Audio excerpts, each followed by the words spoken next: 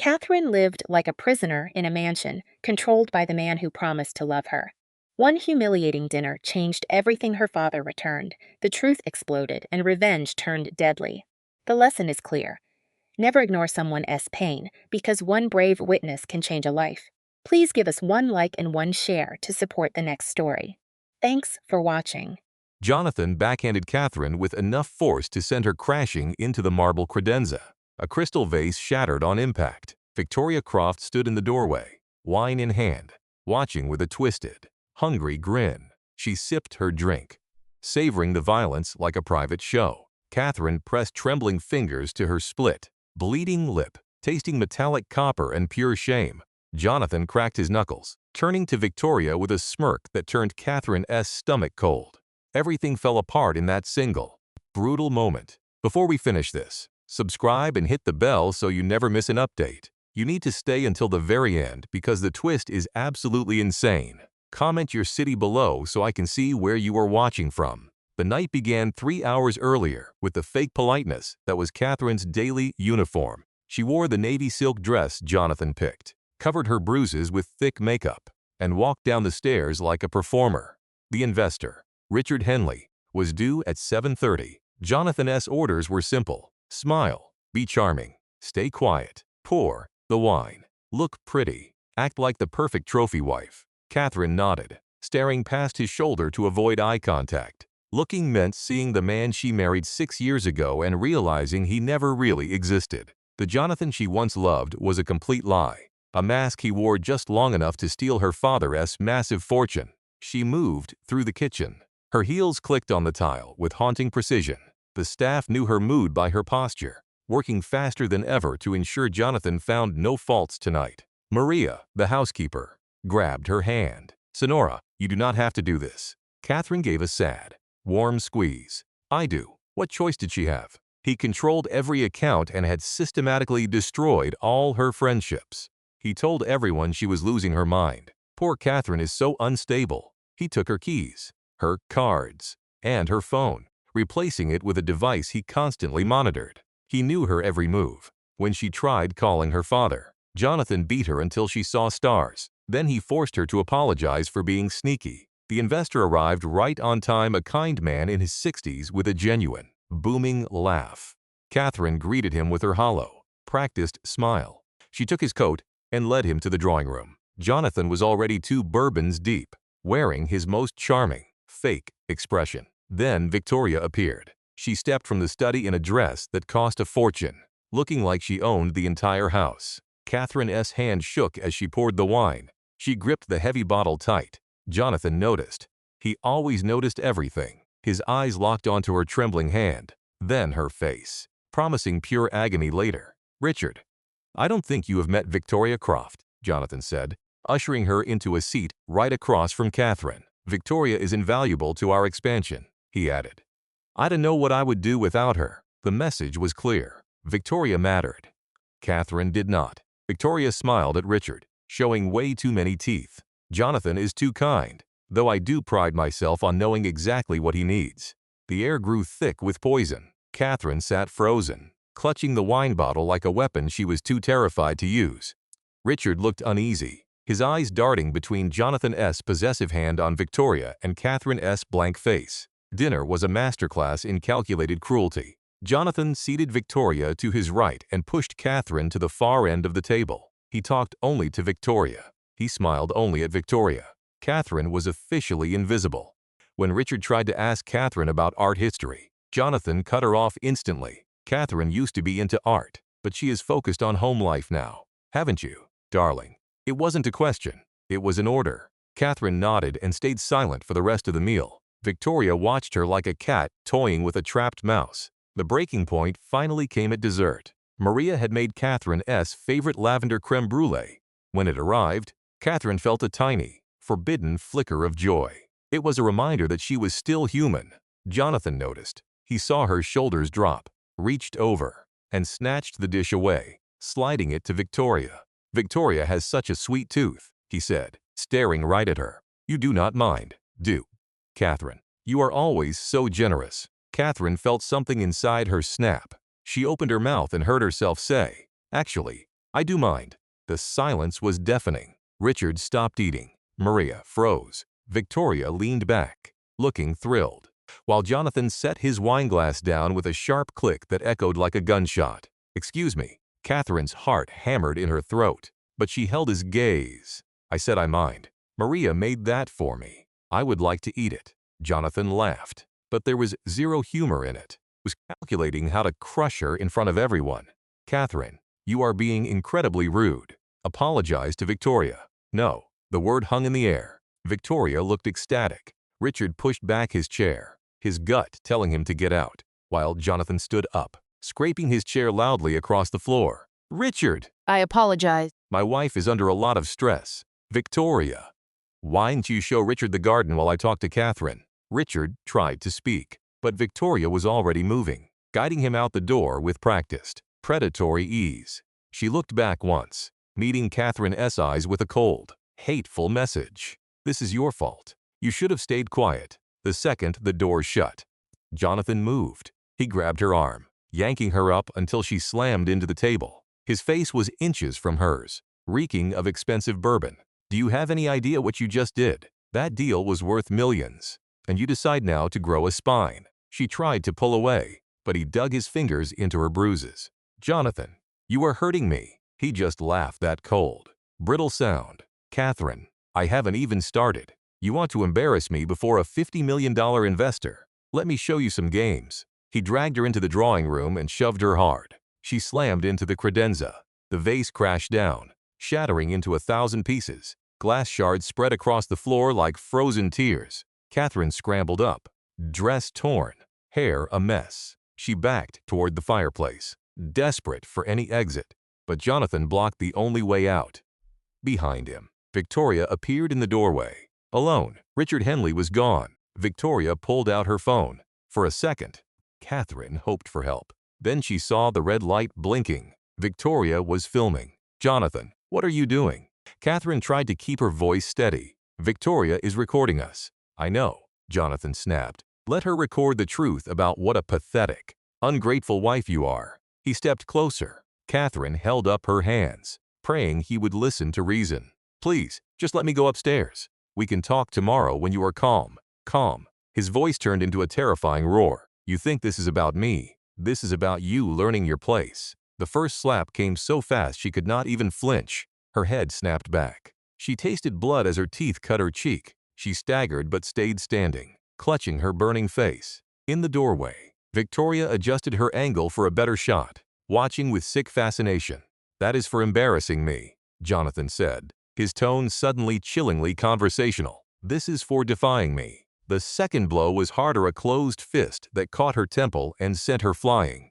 She hit the floor, gasping for air. Through a blur, she saw her own blood staining the white marble. Victoria laughed a sharp, glass-breaking sound. Oh my God, this is perfect. Catherine tried to crawl away, hands sliding in her blood. But Jonathan grabbed her hair and jerked her head back. Where do you think you are going? We are nowhere near done.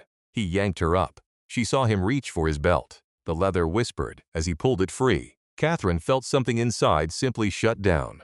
This was it. She was going to die here, in her own home, a $75 million estate, while her husband's mistress filmed the end. Jonathan, please. Her voice was just a broken whisper. I am sorry. Please do not do this. He did not hear her. The belt lashed across her shoulders. The pain was white hot. She screamed, and Victoria just laughed again. The strikes kept coming, timed to Jonathan's heavy breathing and Victoria's sick cheering. That is right. Show her who is in charge. I love watching you take control. She needs to learn. Jonathan. Catherine curled into a ball on the floor, unable to take any more. She pressed her face against the cold stone, praying for darkness. Blood soaked her dress. Her back felt like it was on fire. She heard Victoria's footsteps. The phone camera moved closer, capturing her humiliation in perfect, cruel detail. Look at the camera.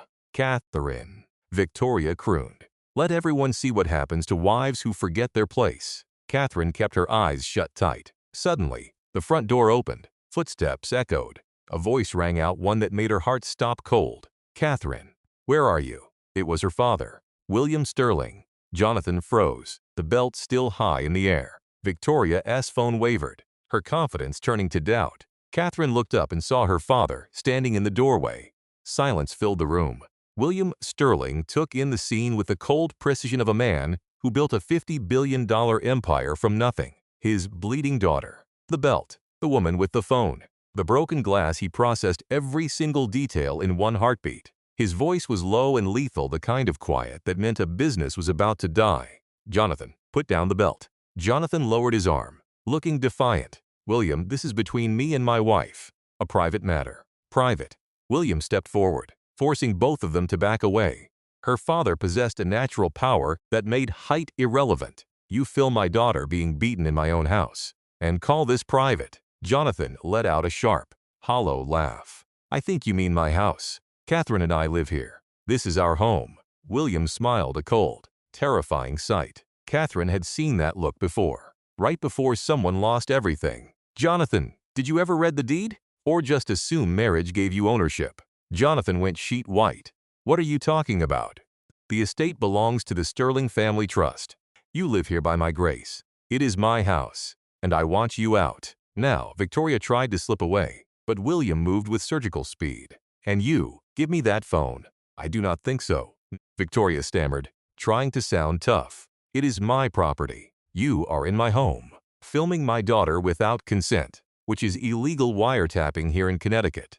Hand over that phone, or I will have you arrested and let the police seize it as evidence. Your choice. You have 5 seconds." Victoria looked to Jonathan for backup, but he was staring at William, watching his entire world crumble. She shoved the phone at William and bolted. The front door slammed. William finally knelt beside Catherine. His hand on her shoulder was so gentle that she started to break down. She sobbed, her battered ribs screaming in pain. "I am sorry, Daddy. I am so sorry. I did not want you to see this." "Shh. We are going to get you to a hospital. Maria," he called out with absolute authority, "call an ambulance." "Now, that is not necessary," Jonathan pleaded. "William, we can handle this." "Catherine, tell him you are fine." William did not even glance at him. He helped Catherine sit up, shielding her with his own suit jacket, without a second thought. "Jonathan, leave this house. Go to a hotel. Do not say a word about tonight. Monday morning, my lawyers will call. Retain your own counsel." "You cannot do this," Jonathan stuttered. The protest sounded pathetic. "Catherine is my wife. This is my marriage. You cannot just interfere." William finally turned his gaze toward him. Jonathan flinched back from the cold fury in his eyes. "I can do anything I want. You forgot who holds the real power. Your job at Sterling Global is over. The bonuses stop today. The cars, the club memberships, the expense accounts, everything. You married my daughter thinking you were buying status. But you forgot one thing. The money is mine. The power is mine. I protect what is mine." The ambulance arrived 12 minutes later. Paramedics loaded Catherine, documenting every injury with cold precision: face and temple bruises, back lacerations, a likely concussion, and broken ribs. As they wheeled her out, she saw Jonathan in the foyer, looking small, angry, and lost. Maria sobbed in the kitchen. Meanwhile, her father stood by, issuing crisp, lethal orders that began the systematic destruction of Jonathan Sterling. In the back of the ambulance, hooked to an IV, Catherine finally asked, "How did you know to come?" William held her hand tight. "Richard Henley called me. He said dinner was a nightmare, that your husband was cruel, and he heard shouting when he left. He knew something was wrong. I drove as fast as I could. I should have been here sooner, months ago." Catherine whispered that she did not want him to worry. William countered, "Worrying is my job. I failed you, but I promise I never will again. Jonathan Sterling will regret ever touching you. By the time I am finished, he will wish he never heard the Sterling name." As the ambulance hit the hospital entrance, Catherine closed her eyes, hoping this nightmare was over. She was wrong. It was not ending. It was evolving into a war. Catherine realized she inherited more than her father's wealth. She inherited his terrifying, surgical capacity for revenge. The hospital room felt sterile and hollow, but she barely felt it. She lay on her side to avoid the bandages covering 15 distinct belt marks. The doctor had counted them all. Her father sat nearby, phone pressed to his ear, his voice quiet, cold, and absolutely lethal. "Wake the judge if you have to." I want a restraining order filed by 8 a.m. Monday. Emergency order tonight. My daughter was beaten by her husband while his mistress filmed it. That cannot wait, Catherine cried as a tear crossed her purple, swollen bruise. Her real phone, confiscated by Jonathan months ago, sat on the table. Her father had retrieved it from the study's safe alongside her passport, credit cards, and legal files she never knew existed, prenuptials, trusts, and property deeds. Her entire life was just paper, proving she never truly owned anything. Her father covered her hand, his touch warm. The nurse is bringing pain relief. Please, try to rest. Catherine broke down, whispering, I cannot go back. I just cannot. You are never going back. I packed your things. Maria is moving everything to the penthouse right now. He will come after me, she feared. You do not know him. William scoffed. If he thinks he can keep his meal ticket, let him come.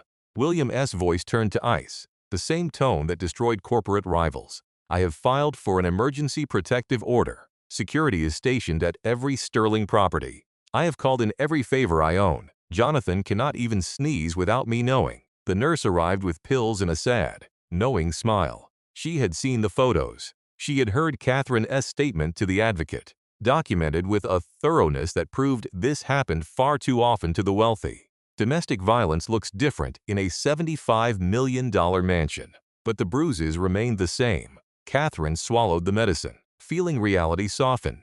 She was drifting off when her father's phone rang again. He answered, listened for 30 seconds, and said something that made Catherine bolt upright. How much did she get? He paused. Listening. Send everything to my encrypted email. Every angle. Every second. Find out if she made copies.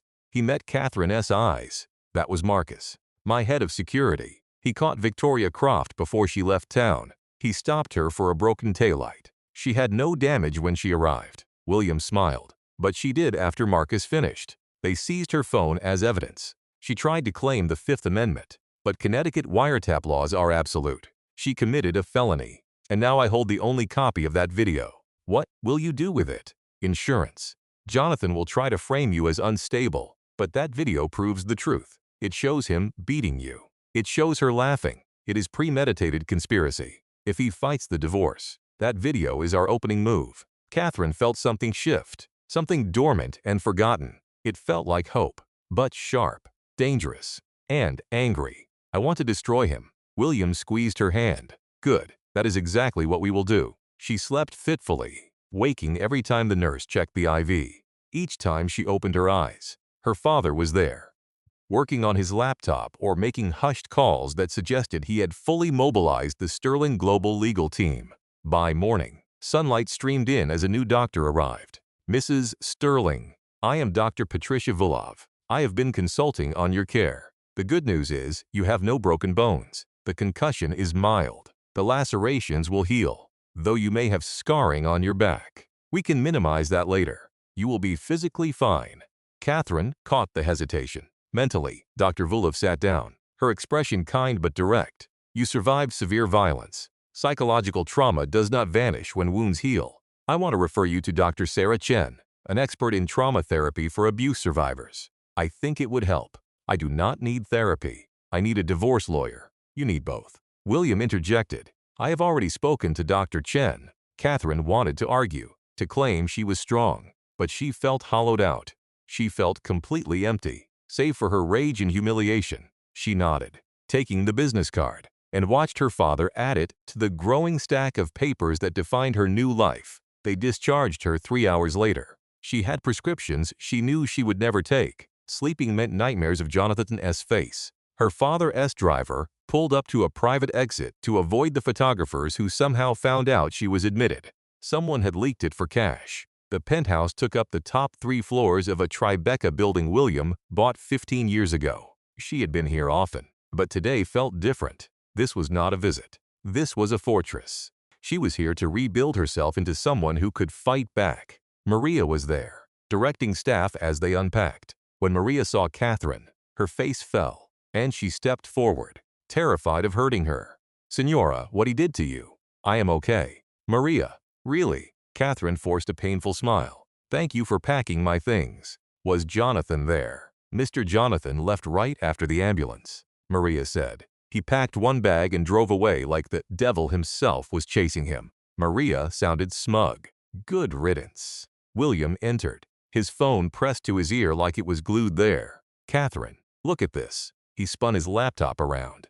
It was a divorce petition, fresh from his lawyers. Read it. See if anything needs changing. Catherine scanned the pages. The words felt like someone else's nightmare. Extreme cruelty, physical abuse, adultery, seeing it in cold. Legal ink made the horror feel even more real than living it. No mention of Victoria. She is being handled. Criminal charges are coming for that illegal recording. My investigators are digging into her past too.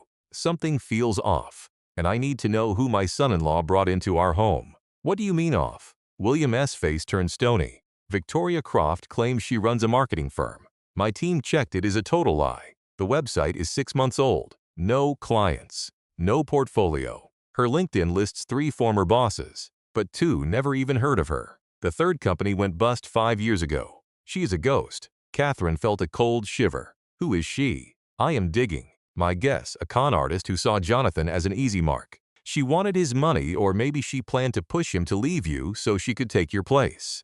She did not count on me. A phone buzzed, but it was not William S. It was Catherine S., the one she had kept hidden. She checked it. 47 missed calls from Jonathan. A stream of texts that started as apologies and turned into pure threats. Catherine, I am sorry. Come home. Your father is overreacting. I barely touched you. You are being dramatic. Answer your phone. We need to talk like adults. If you think you will take me for everything in this divorce, you are delusional. I will fight you on every point. You are making a massive mistake. I can ruin you. I know things about you and your family. Your father cannot protect you. Eventually, you will be alone, and I will be waiting. Catherine S. hands shook. Every message felt like a new violation. William took the phone and forwarded everything to a private address. That goes to the police and the lawyers. Every threat is evidence. He is digging his own grave without even realizing it. He said he knows things about us. What does that mean?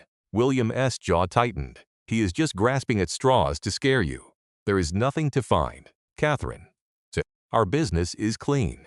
Our money is transparent. Jonathan is bluffing because he has nothing left. But Catherine saw a flicker in her father's eyes, a micro-expression that suggested he was not being entirely honest. Before she could ask, his phone rang again. He answered, and his posture shifted instantly. Tell me you have something.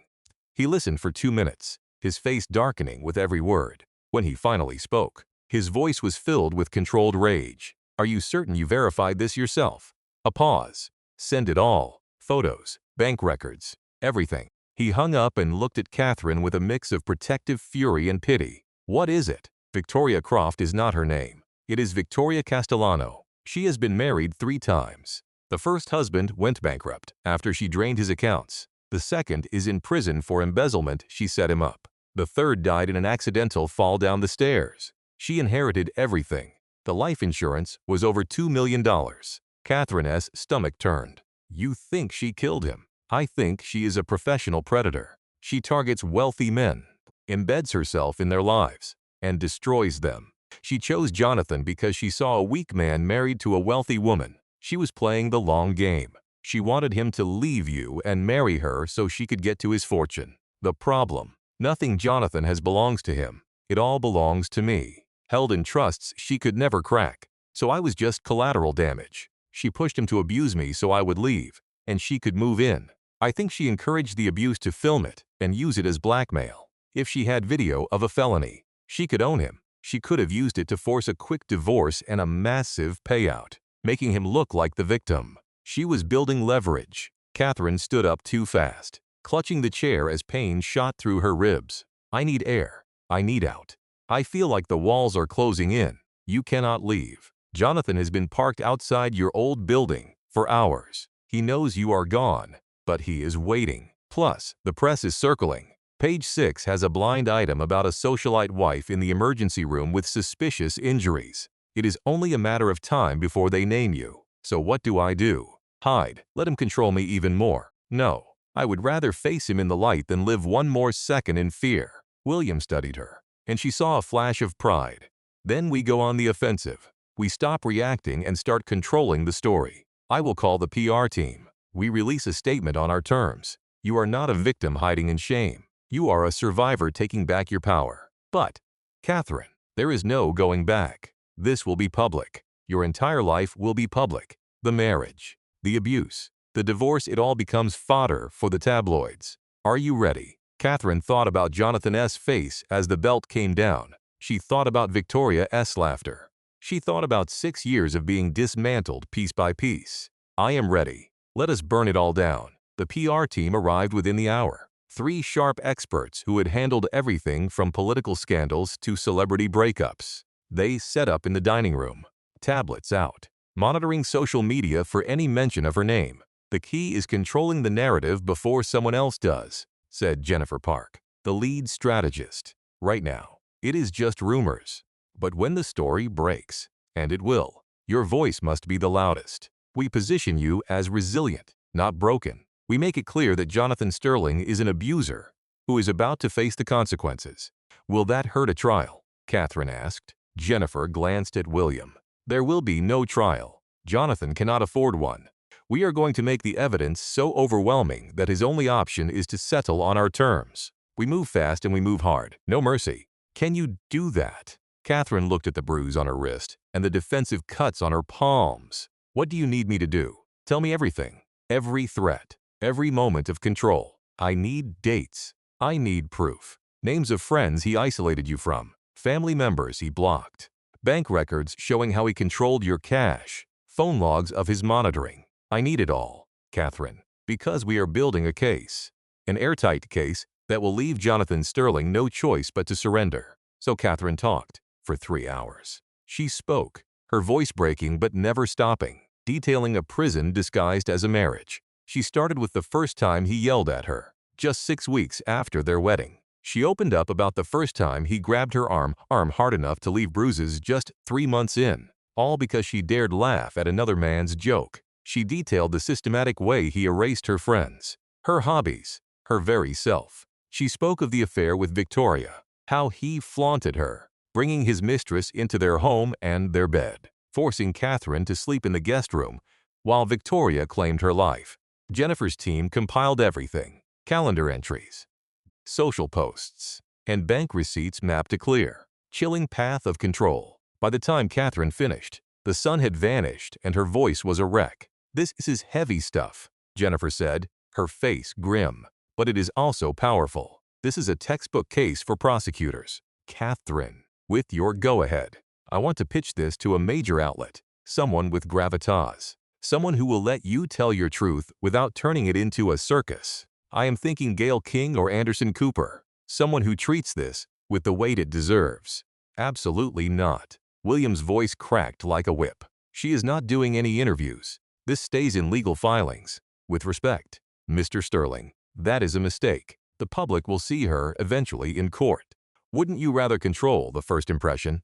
Let her own the narrative before the tabloids twist it. My daughter is not content for ratings. She will not parade her trauma on national TV. Catherine stood, wincing as her stitches pulled. Actually, I want to do it. William turned, stunned. Catherine asked him, how many women are trapped right now, terrified to leave because they think no one will believe them? How many assume domestic abuse only happens to the poor or uneducated? I had every advantage, yet I was trapped for 6 long years. If I can show them this happens to anyone, that it is not their fault, that there is a way out, doesn't that matter? Jennifer nodded, eyes lighting up. That is the angle. Catherine Sterling, daughter of a billionaire, living in a mansion, yet still a prisoner in her own home. It shatters every stereotype. It forces the world to see that money, status, and privilege cannot protect you from violence. Staying has nothing to do with weakness. William fell silent, rubbing his face in a way Catherine remembered from her childhood. It was his tell he was fighting a decision he hated but knew was necessary. He looked at her and said, if you want to do this, I am behind you. But the second it gets too heavy, we stop. Agreed. Agreed. Jennifer grabbed her phone, already dialing. I am calling Anderson Cooper's producer. We will pitch it as a worldwide exclusive. Catherine S. story. In her words, we air it Sunday primetime, right before the divorce papers hit the public record Monday morning. By the time Jonathan wakes up, the whole country will know exactly what he did. 2 days later, Catherine sat in a Manhattan studio, makeup masking the worst of the bruises, wearing a soft gray sweater that looked vulnerable yet strong. Anderson Cooper sat opposite her, compassionate but clinical. Between them hung a story about to tear across every newsfeed in America. "Catherine, thank you for being here. I know this is hard." "It is," she said, surprised by the strength in her own voice. "But it is necessary. For too long, shame and fear kept me quiet. That silence almost cost me my life." Anderson leaned in. "Tell me what happened 3 nights ago." Catherine told him everything. As cameras rolled, Jonathan Sterling sat in a Connecticut hotel room, watching his world burn in high definition, seeing millions of viewers learn exactly what kind of monster he really was. Victoria Castellano hid in her lawyer's office, finally realizing her grift against wealthy men had hit a brick wall. Meanwhile, William Sterling watched from his penthouse with security on high alert, wearing a cold, dangerous smile. The war was officially on. Their televised interview had just fired a shot heard around the globe. At 9:15, Catherine's phone started blowing up. She sat on the sofa beside her father, watching Anderson Cooper narrate footage of their massive estate. The mansion looked dark and sinister under the night sky. "That beautiful house became my prison," Catherine heard herself say. The woman on the screen looked like her, but sounded stronger, sharper, and more certain than she had felt in years. "My husband systematically cut me off from the world. He took my phone, my keys, my money. He tracked my every move. And if I pushed back, if I showed any independence, he punished me." Anderson's face filled the frame, and that punishment turned physical. It started small, a grab that was too rough, a shove into a wall. He would always apologize, crying, saying he loved me too much. I believed him because I wanted to. Admitting the truth meant admitting I had made a massive mistake in marrying him. William squeezed her hand. On screen, Anderson asked about the night 3 days ago. Catherine watched her own face harden as she recounted Jonathan's rage and Victoria's cruel laughter. The network blurred her injuries, but they showed enough. The bruising, the split lip, the bandages. Victoria Croft, your husband's mistress, was filming the attack. Why do you think she did that? On screen, Catherine paused. Back on the couch, she remembered the coach's advice. Stay calm. Stick to the facts. "I think she was building leverage," she said. "I think she planned to blackmail my husband or force a divorce that paid her off. She didn't count on my father arriving and taking that phone." Your father, William Sterling, is a titan of industry. Some critics claim you only escaped because of your family's massive wealth. What do you say to women who have none of those resources? The Catherine on screen looked straight into the lens. The Catherine on the couch felt tears well up, remembering her next words. "I had every advantage, and I was still trapped for 6 years. I had money, status, and family. Yet I was still stuck because abuse does not care about your net worth. But resources do matter. That is why I am announcing the Sterling Foundation tonight. We will provide legal aid, emergency housing, and counseling for survivors who need a way out. Because everyone deserves the protection my father gave me, no matter what is in their bank account." William turned to her, eyes wide. "You didn't tell me you were announcing a foundation." "I know. I wanted it to be real, not just a soundbite. I worked with Jennifer this morning to set the framework. I am putting 10 million of my trust into it to start. More will come after the divorce. Dad, don't try to talk me out of it. This is the first choice I have made for myself in 6 years." William smiled, a real, genuine smile she hadn't seen in ages. "I wasn't going to stop you. I was going to say, I will match your 10 million. 20 million should make a real impact." Catherine's phone buzzed. A message from Sarah Chen, her therapist. "Watching the interview. So proud of your progress in just 3 days. Call if you need to talk." The second message made her blood run cold. It was from an unknown number, but the venom was obvious. "You stupid idiot. You just destroyed both our lives. I hope you are happy. I hope it was worth it when you end up with nothing. Jonathan." William's phone buzzed before Catherine could show him the text. He answered, listened for 10 seconds, then stood abruptly. "Someone hurt." He paused. "I am on my way. Triple the security and call the police." He hung up and turned to Catherine, face ashen. "Jonathan just hit the Greenwich house. He is trying to force his way in back. Security has him, but he is screaming that the house belongs to him. He will not leave empty-handed." Catherine felt ice water in her veins. He knows where I am. He just texted me. William grabbed her phone, read it, and dialed. Marcus, get to the Tribeca penthouse now with a full team. Jonathan is making threats. I need Catherine protected. He turned back to her, grabbing his coat. I have to go deal with this. You are not staying alone. Maria is here. Marcus is bringing 3 guards to watch you until I return. Do not open the door. Stay inside. You understand. What are you going to do? I am giving your husband one chance to walk away quietly. Then, I destroy him. William rushed out in a cloud of cologne and fury. Catherine sat alone, her own interview playing to nobody. She killed the TV. Silence filled the room, punctuated only by distant Manhattan traffic 40 stories down. Maria hovered in the doorway, wringing her hands. Sonora, please eat. You barely touched dinner. I am not hungry. You need your strength for what is coming. You must stay strong. Catherine studied the woman who had been like a mother since hers died when Catherine was 12. Maria, why didn't you tell me how bad it was? You saw what he was doing. You knew. Maria's face crumbled. I tried, Sonora. I tried so hard. But he threatened me.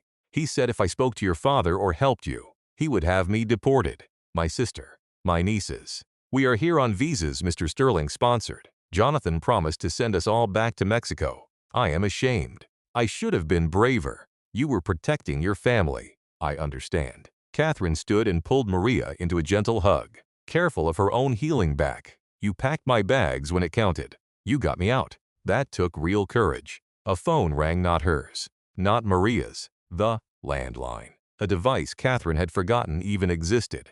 Maria answered cautiously, then held it out with a shaking hand. It is for you, a woman named Victoria. Catherine's instinct was to hang up and block it, but anger or maybe curiosity took over. She grabbed the phone. What do you want? Victoria's voice came through, stripped of the sultry confidence from that dinner. She sounded frantic. I need to talk to you.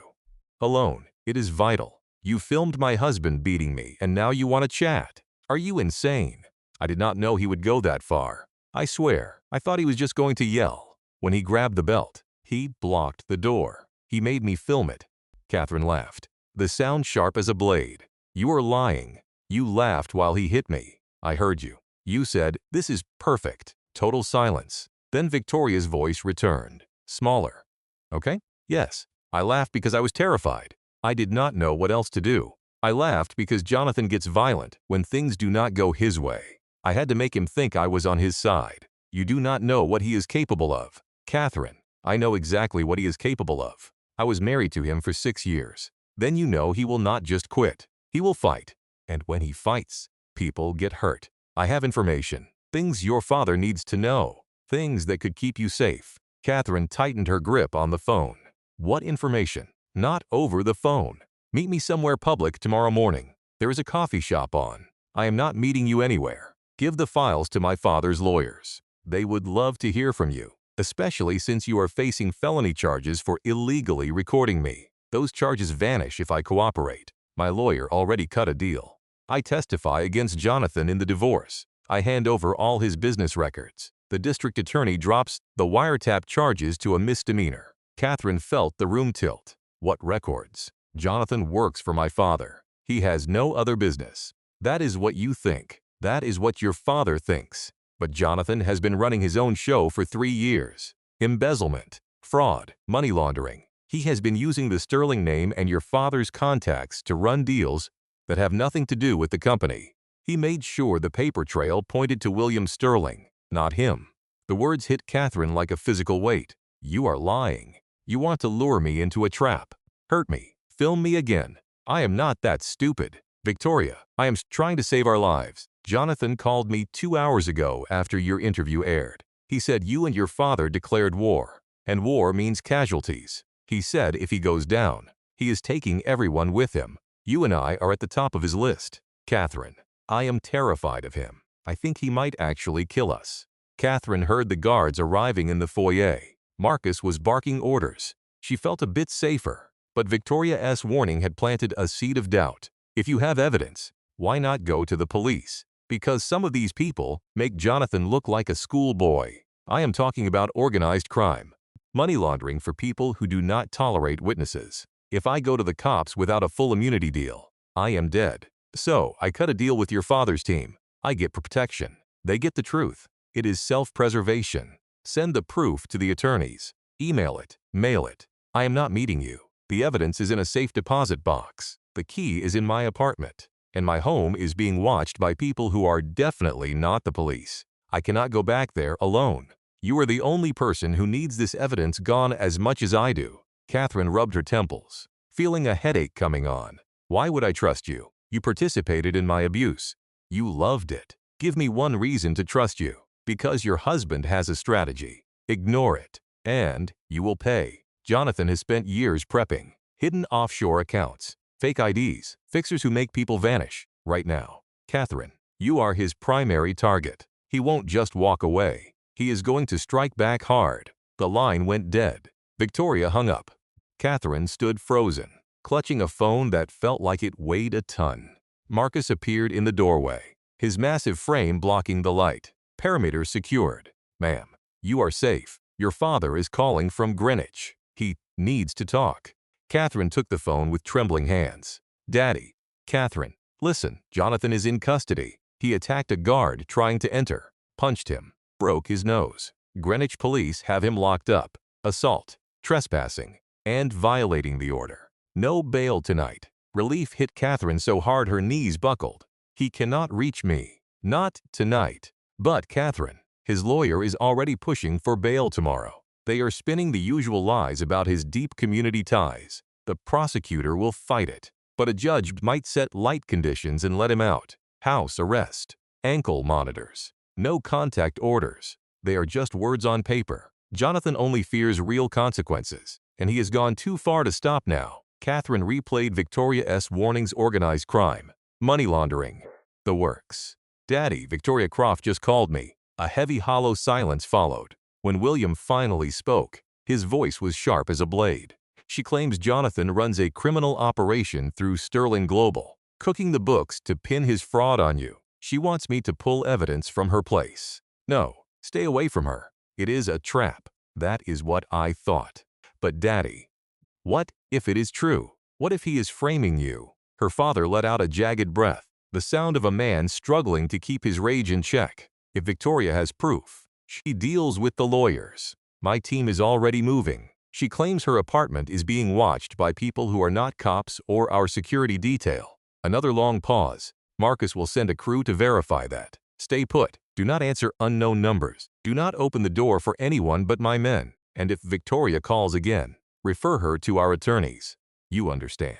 Yes, I am stuck here dealing with the police. Making sure these charges stick. Get some sleep. Tomorrow will be a long day. Catherine hung up, handing the phone back to Marcus. Ma'am, your father is right. You cannot trust Victoria Croft. She has tried to ruin you before. I know. But Marcus, what if Jonathan is really framing my father? Dad built Sterling Global from the ground up. It is his legacy. If Jonathan tries to tear it down, we will stop him. But we do it smart, not by walking into criminal traps. Marcus scanned the street 40 floors down. A rotating guard team will be here all night. No one touches you. Catherine nodded, but dread settled in her gut like a cold stone. Maria helped her into bed and brought her meds. Painkillers, though sleep felt impossible with her mind racing.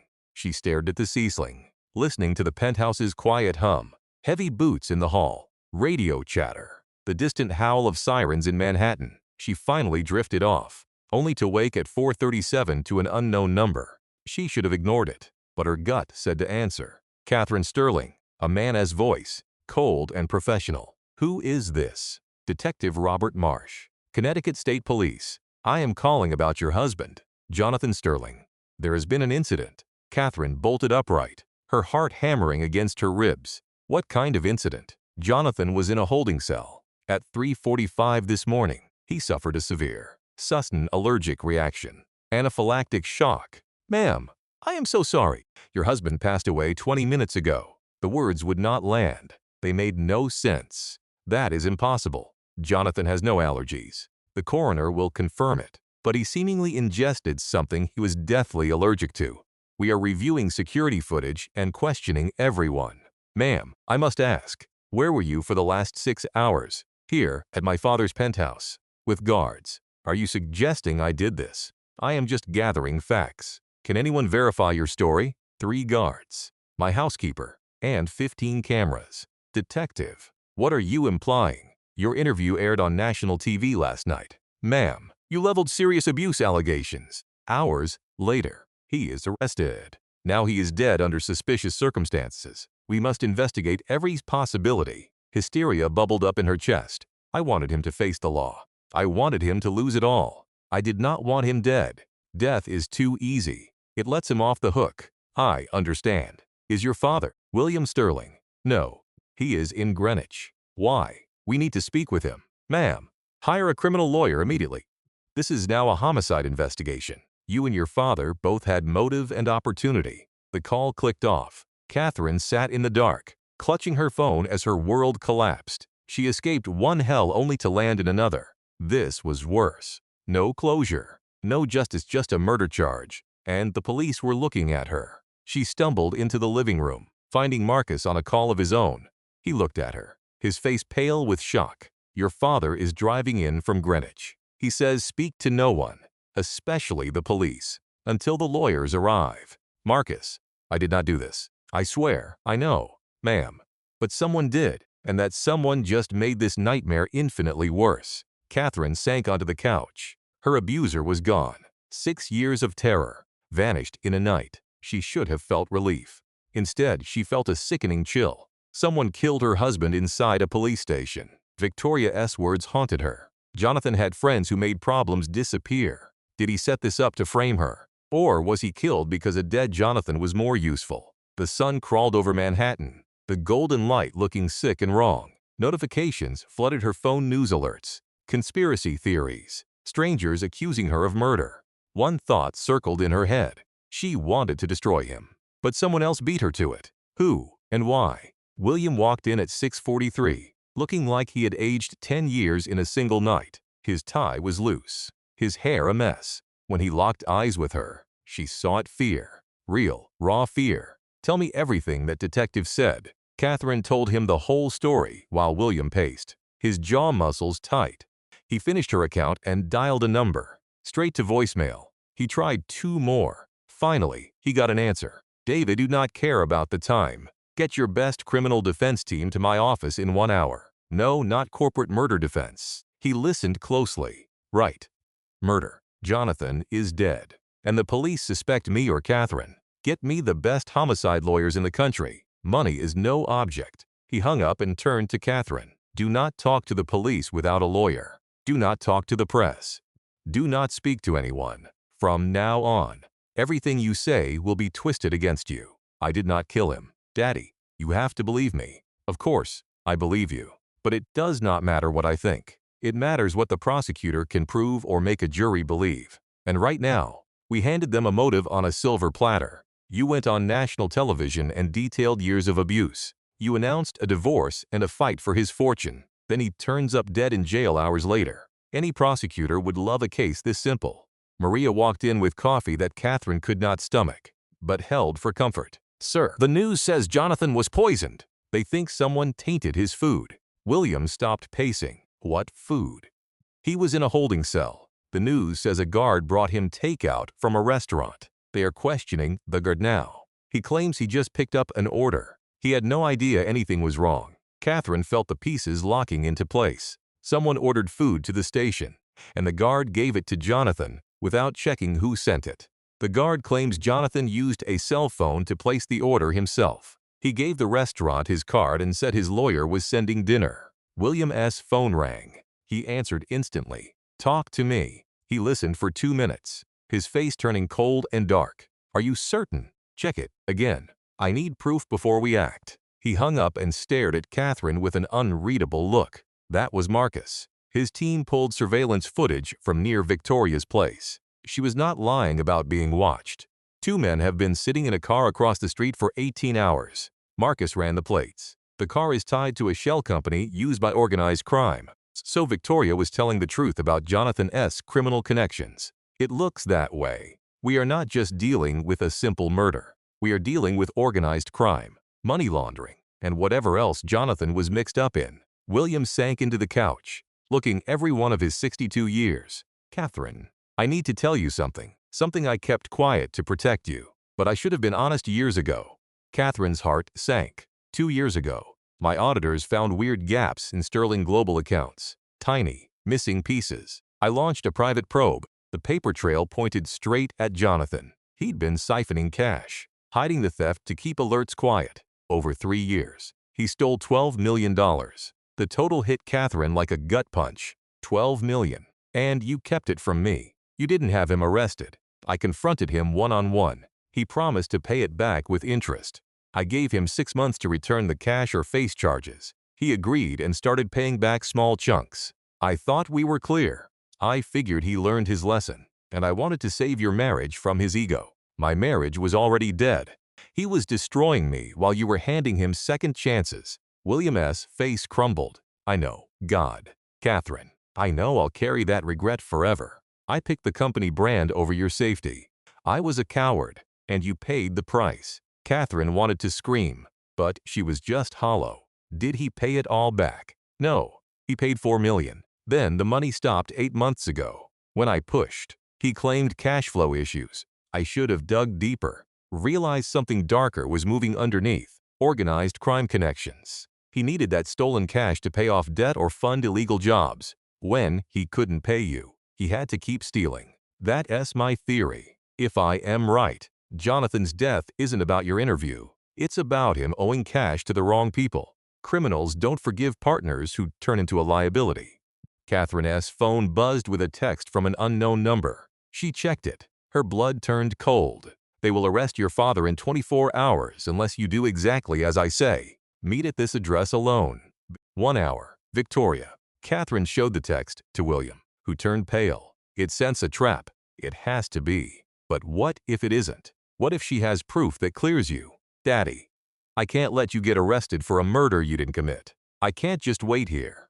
Catherine, think. Victoria Croft isn't trustworthy. She helped abuse you. She filmed you. She is trying to save her own skin by talking to investigators right now.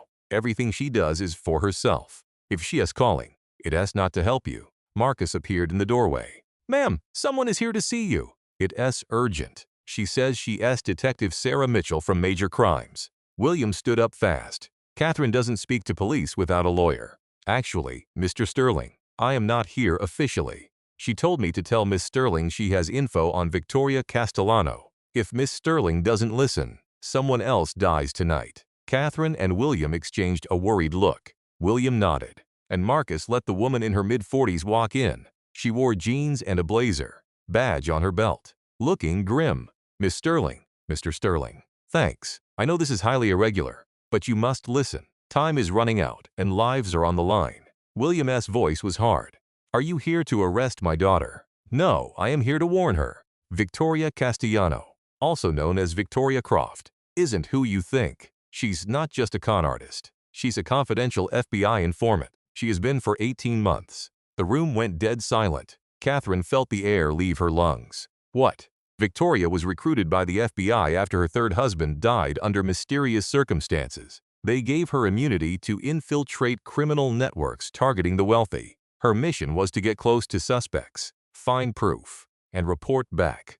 Jonathan Sterling became a target 6 months ago when he was flagged for strange money transfers. William found his voice. You're saying Victoria was a Fed, that she infiltrated my company, seduced my son-in-law, and watched my daughter get abused, all for an FBI op. I am saying Victoria was meant to get evidence against Jonathan. She was never authorized to take part in domestic abuse. That video she filmed. Her handlers didn't know until it was seized. When they found out, they were furious. Victoria went rogue and crossed lines she never should have touched.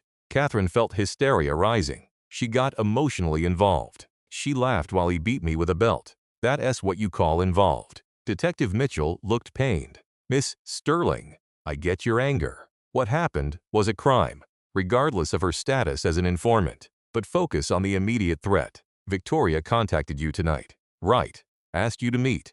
How do you know that? Because she contacted 3 other people with the same message.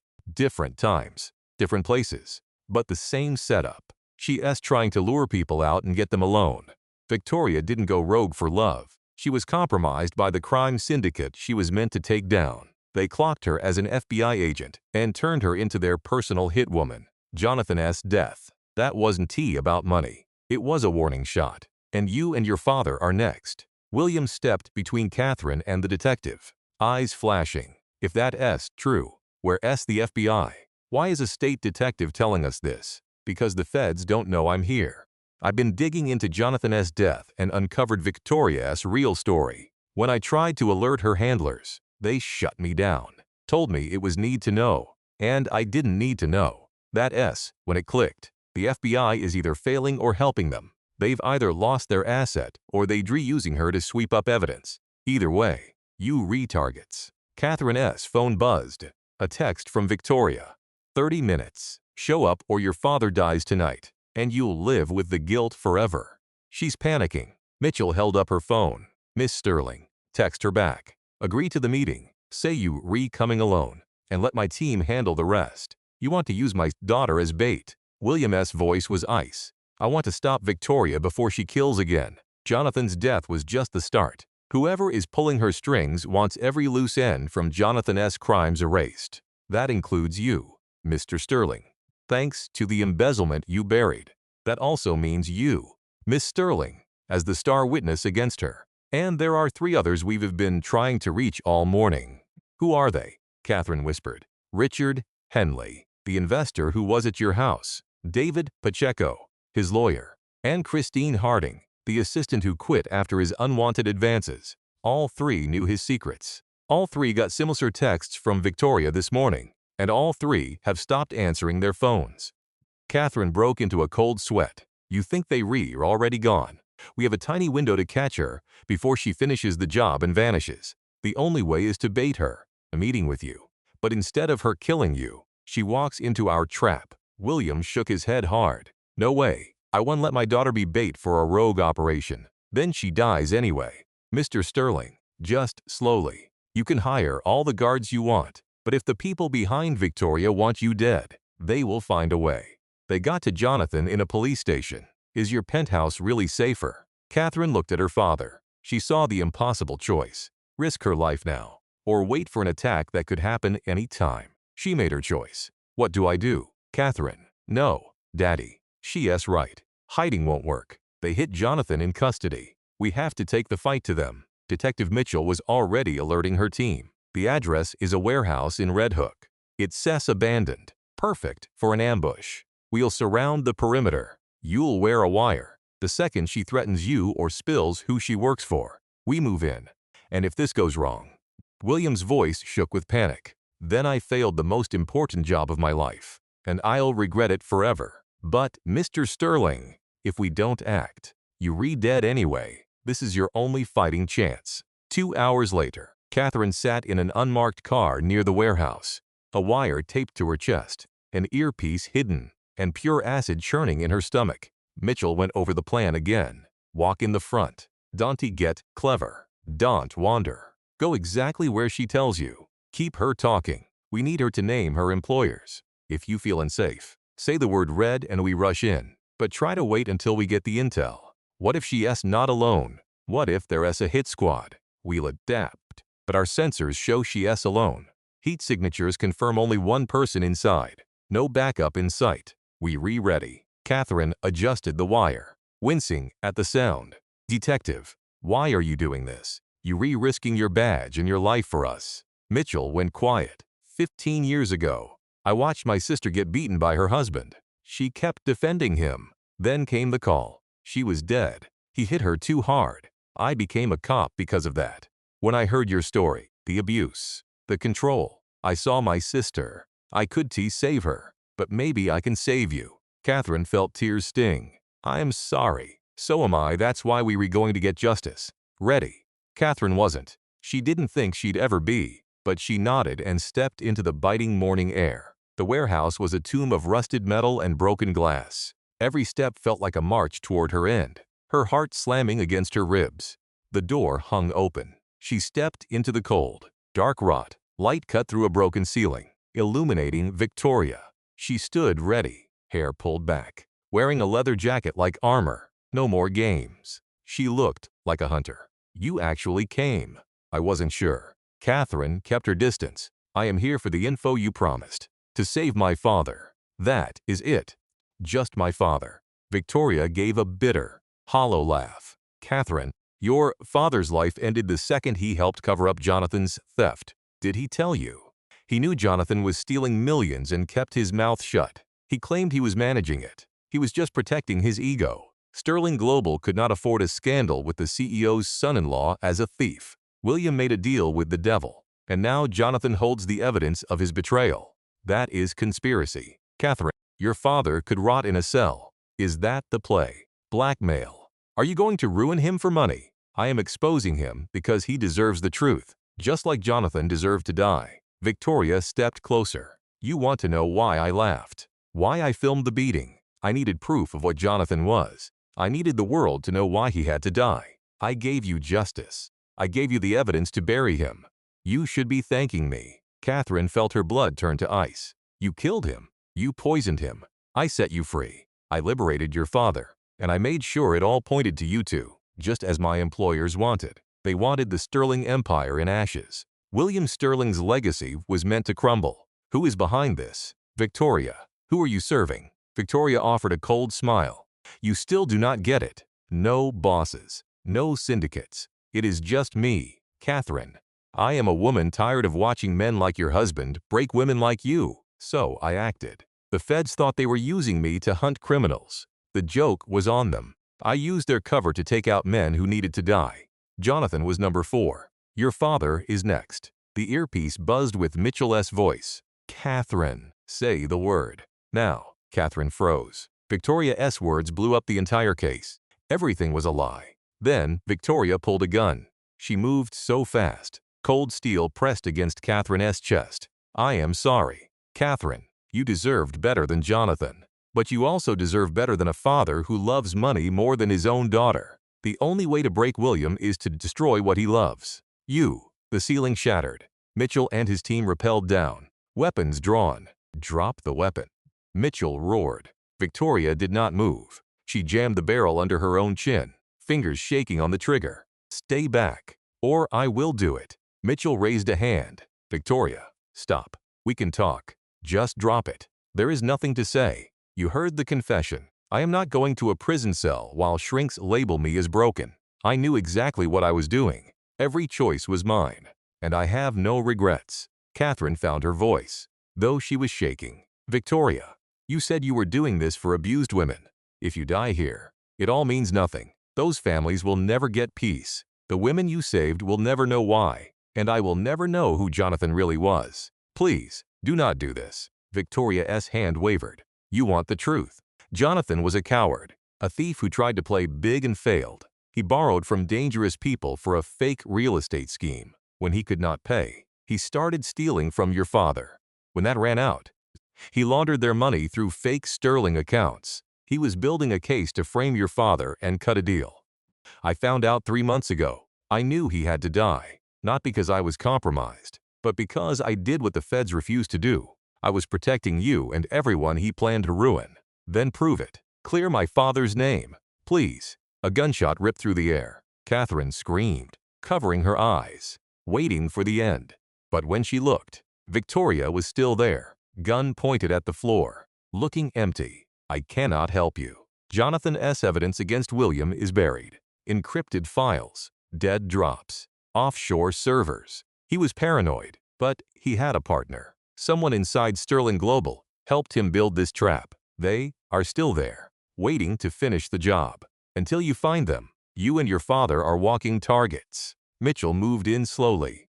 Give me the gun. Victoria, tell us who the partner is. Let us help you. Victoria looked at Catherine with a flicker of regret. I do not know. Jonathan never trusted me with that. But I saw the messages. Coded emails. Someone inside your company was feeding him information. Find them, Catherine. Find them before they finish the job. She surrendered the weapon. Officers cuffed her, reading her rights in a cold, clinical voice.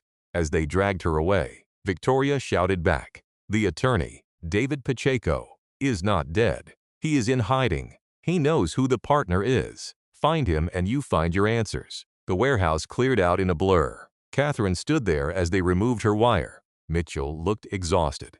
That did not go as planned. But we have Victoria and a lead. Do you really believe she killed them to protect you? Mitchell sighed. She is a broken soul who convinced herself murder is justice. Does she think she was helping? Yes. Does it excuse the blood? No. But she is right. Until we unmask that partner, this nightmare continues. Catherine nodded, her mind racing. She survived Jonathan and Victoria. But someone was still lurking in the shadows, waiting to destroy them. The war was just starting. William waited at the penthouse, his face ashen, while Marcus briefed him on the warehouse chaos. Catherine walked past them to the bar. She poured 3 fingers of whiskey. She downed it in one gulp and poured another. Catherine, you should not be drinking. She turned, glass gripped tight. Victoria killed my husband. She claimed it was to protect us from his schemes. So tell me, Daddy, how much danger are we in? Jonathan spent months building a case to frame you, and someone in your company is helping him finish the job. William's jaw locked. We will find this partner. I am hiring the best forensic accountants and corporate spies. We will audit every account. Whoever helped him will not stay hidden. And while we search, are they just going to wait? They know Victoria talked. They are running. Marcus cleared his throat. Miss Sterling is right. They are in damage control. I am pulling security footage from headquarters. I am flagging anyone who worked late with Jonathan. William's phone rang, piercing the room. He answered instantly. Sterling. His face drained of color as he listened. When? How long ago? A pause. Lock down the building. No one leaves. I will be there in 20 minutes. He hung up and looked at Catherine, his eyes full of dread. That was security. Someone just broke into my office at Sterling Global. They hit my private safe. They knew the codes. They knew exactly what to take. It has to be Jonathan's partner. They are making their move. Catherine, stay here with Marcus. No, I am going with you. Absolutely not. This is dangerous. If they are bold enough to hit my office in daylight, they will do anything, which is exactly why I am not sitting here waiting to die. We are in this together. Dad, you said that at the start. Let us finish it. William looked like he wanted to argue, but Catherine's look stopped him. Fine, stay by my side. No heroics. Understood. Understood. They took the car, Marcus driving, with Catherine and her father in the back, silent. The Sterling Tower loomed 60 stories over the city, a monument to his success. And now the site of his ruin. Police swarmed the lobby. Officers questioned staff while security scrambled. A detective Catherine didn't recognize stepped up. Mr. Sterling, Detective Chen with the police. Your security team reported the break-in. We have secured the office, but haven't touched a thing.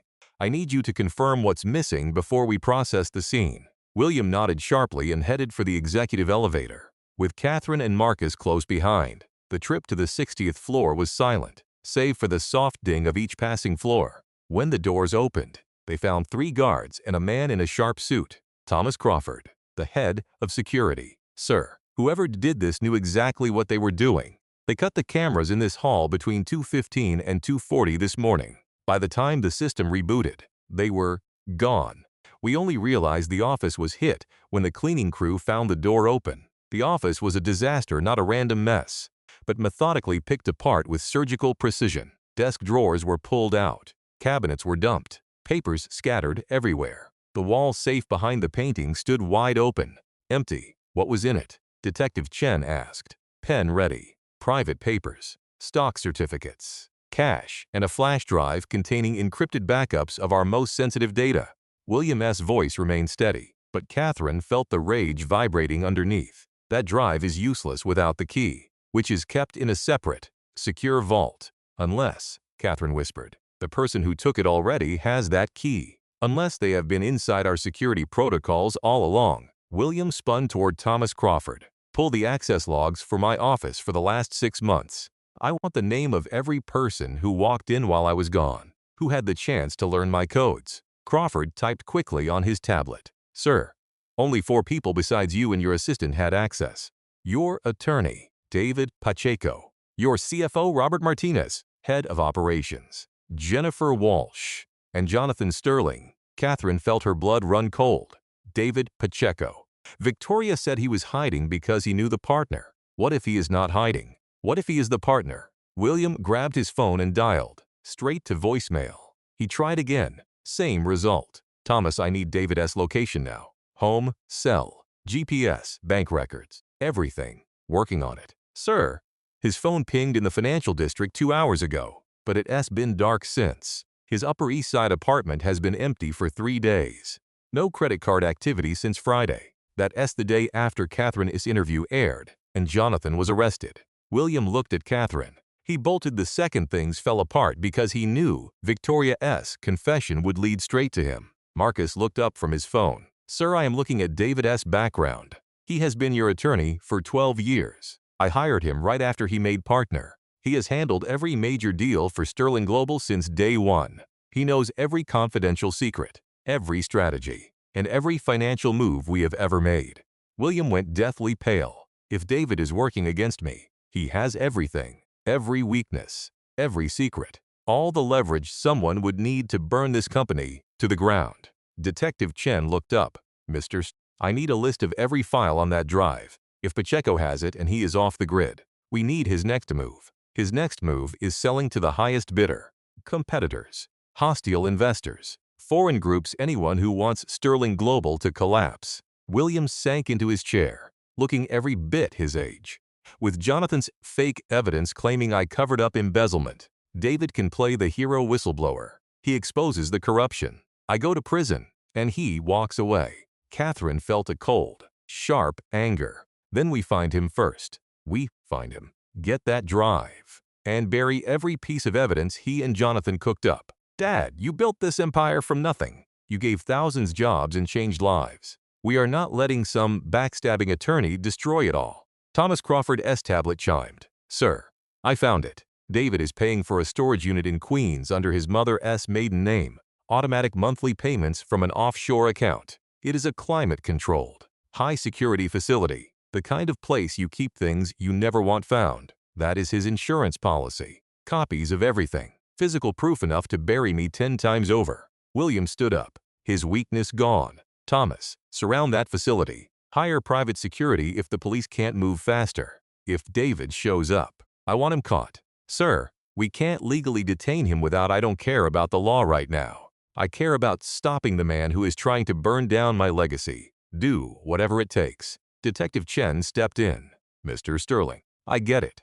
But you have to let us handle this by the book. If David Pacheco broke the law, we will arrest him. But you cannot play vigilante. The law didn't stop my daughter from being assaulted in her own home. It didn't stop Jonathan from stealing millions. It didn't prevent Victoria from killing him and framing us.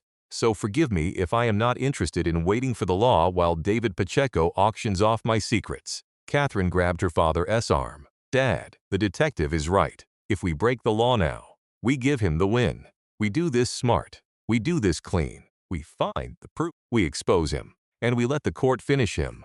William stared at her, then gave a slow nod. You are right. Thomas, work with the detective. Full cooperation. But I want eyes on that unit 24/7.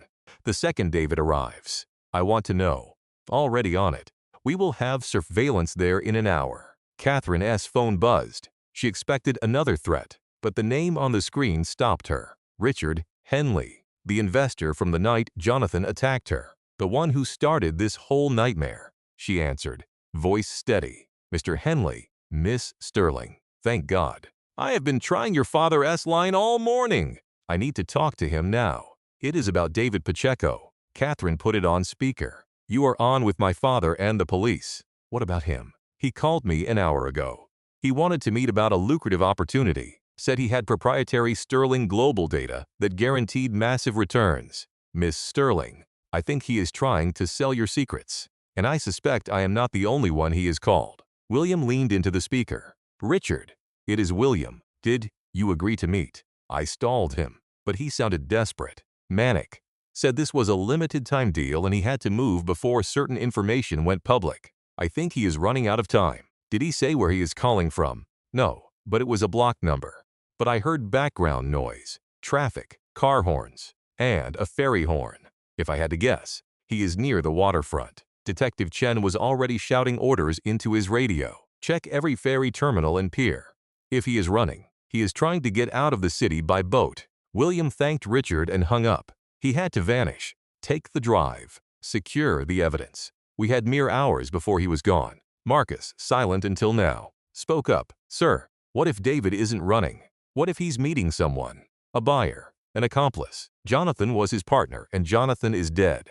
But Jonathan had deep criminal ties. What if David is selling what Jonathan promised? The thought hit the room like poison gas. If David was dealing with organized crime, this wasn't just corporate espionage anymore. This had turned into something lethal. Catherine's phone buzzed. Number. She read the text and went cold. Catherine Sterling, you and your father need to back off. Stop digging or face the consequences. This is your only warning. She handed it to her father and Detective Chen. The detective pushed for a trace, but they knew it would be a burner. A ghost number. They re-threatening her directly now. It's a major escalation. They re-scared.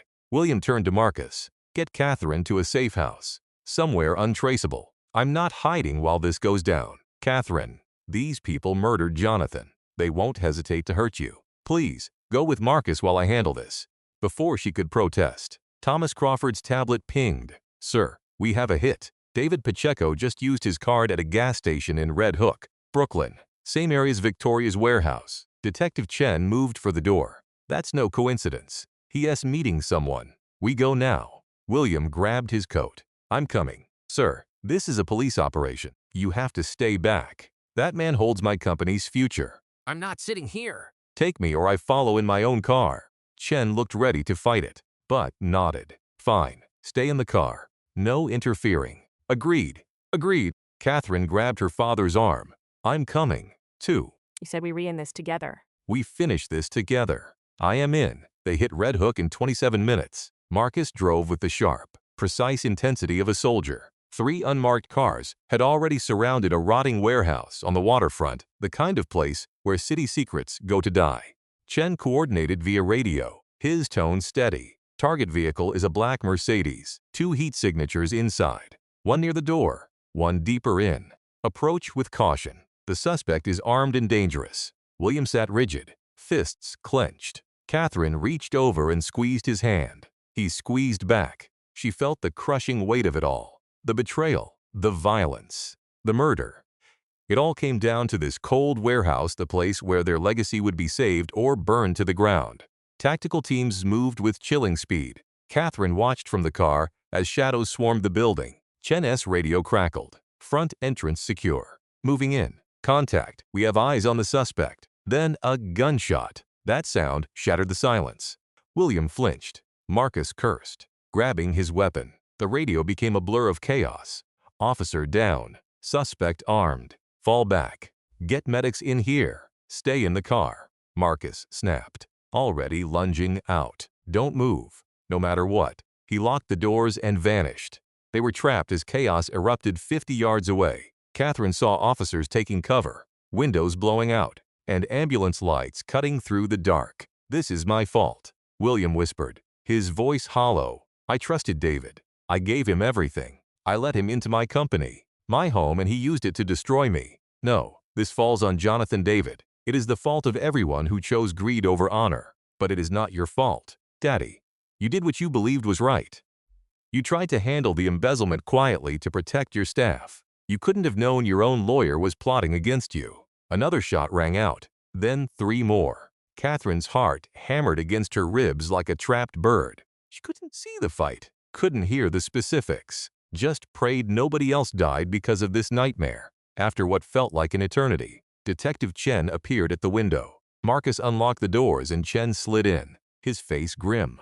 We have David in custody. He opened fire, but thank God, nobody was hit. He is headed to booking now. And the drive, the stolen evidence. We found a laptop bag, processing it now, but it looks like everything you need is inside. Mr. Sterling, we have to follow procedure to return your property, but whatever David was planning, he is finished. William closed his eyes, pure relief washing over him. Who was the other person? Who was David meeting? Chen's expression soured. That is where this gets complicated. The other person claims she is FBI, says she has been running an undercover operation on David and Jonathan for 8 months. Catherine felt a cold, sharp dread. Who is she? What is her name? Agent Sarah Morrison. And yes, we checked. She is legit, which means the FBI has known about this for 8 months and stayed silent. They didn't warn you. They didn't warn Sterling Global. They let the violence happen. They just watched it all unfold. William's voice trembled with rage. They used my daughter's abuse as a cover. They let Jonathan beat her. They let Victoria infiltrate our home. They let David steal everything just to build a case against some money launderers. Is that what you are telling me? That is the situation, sir. Agent Morrison claims intervening would have blown a much larger case. She calls it regrettable but necessary. Catherine felt her soul shatter. Not the breaking she felt when Jonathan hit her. This was different. This was the death of her last shred of faith in the system. The FBI knew. They knew everything. And they just watched. They watched because her suffering was just acceptable collateral damage for their career goals. I want to see her. I want to look her in the eye and hear her explain how my husband beating me was necessary. Chen hesitated. Miss Sterling, I don't care about your comfort. Detective, I want to see the woman who decided my abuse was the price of her promotion. Chen looked at William, who nodded once. My daughter wants answers. Take us to her. They were led inside, past the flashing lights and forensics teams, to a makeshift room where a woman in her 40s sat, her badge on display, her eyes empty of all humanity. She stood up as they entered, hand out, like she was at a board meeting. Mr. Sterling, Miss Sterling, I am Agent Sarah Morrison. I understand you have questions. Catherine ignored the hand. You knew Jonathan was abusing me. You had Victoria right there, watching it all happen on camera. You did nothing. Miss Sterling, I know you're upset. Not upset. Enraged. Disgusted. I am standing here facing a federal agent who watched a woman get beaten and did nothing because it was inconvenient. Agent Morrison kept a blank stare. Victoria Castellano was not authorized to film that assault. She went rogue. That video was never meant to exist. We were already planning her extraction. But you knew Jonathan was violent. You knew he was dangerous. You left me with him anyway because money laundering charges mattered more than a domestic violence victim. Miss Sterling, if we moved earlier, we would have tipped off the entire network. They would have vanished and destroyed evidence. We would have lost years of work and dozens of indictments. I am sorry you were hurt, but the greater good requires difficult choices. Catherine felt her father's hand on her shoulder, anchoring her. William's voice was ice. Agent Morrison, I will make sure every major news outlet knows the Federal Bureau of Investigation knowingly allowed my daughter to be abused just to protect their case. I will make your name a symbol for total institutional failure. Then I will sue the federal government for every cent they have for their gross negligence. When I am done, the only job you will be qualified for is security guard at a local mall. Agent Morrison's mask slipped. Mr. Sterling, threatening a federal agent is a crime. That is not a threat. It is a promise. You traded my daughter's safety for your career. Now I am going to end that career. A fair trade. They walked out. Catherine shook. William held her tight. Detective Chen followed, clearly ashamed of his own agency. For what it is worth. What the FBI did was unconscionable. I filed a formal complaint with the Inspector General. It does not fix what happened, but maybe it stops them from using human suffering as a tactic. Catherine nodded, unable to speak. They drove back to Manhattan in total silence, the weight of the day pressing down like a physical blow. David Pacheco was in custody. The drive was back. Agent Morrison was exposed. Victoria waited for trial. Jonathan was dead. The conspiracy was over. Yet Catherine felt no victory, just exhaustion. Back at the penthouse, William poured drinks. They sat as the sun dipped below the skyline. Maria brought food. They barely touched it. The television played silent news clips of David Pacheco in handcuffs, headlines screaming about corporate greed and massive federal corruption. It is over, William said finally. Is it, though? David and Victoria will go to trial. Months of testimony, reliving every horrific second. The investigation goes public. Our name dragged through the mud. Sterling Global will suffer. This is not over, Daddy. This is just a different kind of nightmare. But you are safe. That is all I care about. Safe and free. You never have to fear Jonathan again. We will survive the trials and the media. We will get through this to Kisteller. Catherine thought about that word. Survive. She had been surviving for 6 long years. Surviving his abuse. His control. A marriage that was killing her. She was done surviving. She wanted to live. She wanted to reclaim the woman she was before Jonathan broke her. She would turn her deep pain into real purpose. Daddy, I meant what I said about the Sterling Foundation. I want to help other women escape the life I just left. I want to use our resources to make sure no woman ever feels that hopeless again." William smiled, his first genuine warmth in days. "Then we do it. We build a foundation that actually changes lives. And, Catherine, I want you to run it. Not as a face for charity, but as a leader. Run it like you would run a company, with vision, strategy, and the power to change the world." "What about Sterling Global? Do you not need me there?" "The company has plenty of executives for daily operations. It lacks a Sterling willing to fight for those without a voice. That is you. Catherine, that is who you have always been. Despite what Jonathan told you, you are a fighter. So fight for something that actually matters." Catherine felt tears on her cheeks, not sadness, but relief. The first spark of hope. She had survived the nightmare. She had watched her abuser face a twisted, final form of justice she never expected. Now she could transform her suffering into a lifeline for others. 3 months later, Catherine stood before a packed room of journalists and advocates to announce the launch of the Sterling Foundation. The room was bright and modern, designed for strength and empowerment. Behind her stood her father, Maria, Detective Mitchell, and 3 women who were the foundation's first clients. Women who had finally escaped their own abusers using the foundation's legal and financial support. "The Sterling Foundation exists because I survived," Catherine said, her voice clear. "I survived because I had resources most women lack. I had money, power, and the best legal team. But I also survived because one man, Richard Henley, made a call when he saw something wrong. Because Detective Sarah Mitchell believed my story and fought for justice. Because even in the darkest hours, some people refuse to look away." She paused, looking at the crowd, seeing reporters and her father's proud smile. No woman should need a billionaire father to escape domestic violence. No woman should wait for her husband to be locked up or buried to finally feel free. My Sterling Foundation offers exactly what I once lacked to those who need it most. We provide lawyers, safe housing, cash, security, and therapy. Everything a woman needs to start over. The room erupted in applause. Catherine stared off, lost. She saw herself 6 months ago, shattered on her kitchen floor. She remembered Victoria in a cage. Her fight for justice turned to murder. She pictured Jonathan killed by a poison that wore the mask of justice, but was just cold, dark revenge. She thought of David Pacheco facing decades behind bars for his sins. She thought of Agent Morrison, quietly tossed aside for failing to do her job. But mostly, she looked ahead. She focused on the lives she would save. Knowing true power isn't about bank accounts, it is surviving the fire and reaching back to pull others out. She was once Catherine the wife, then the victim. Now she is just Catherine, a woman who found her own voice and her own mission. Never again will she be silenced. The nightmare is over. The real work starts now.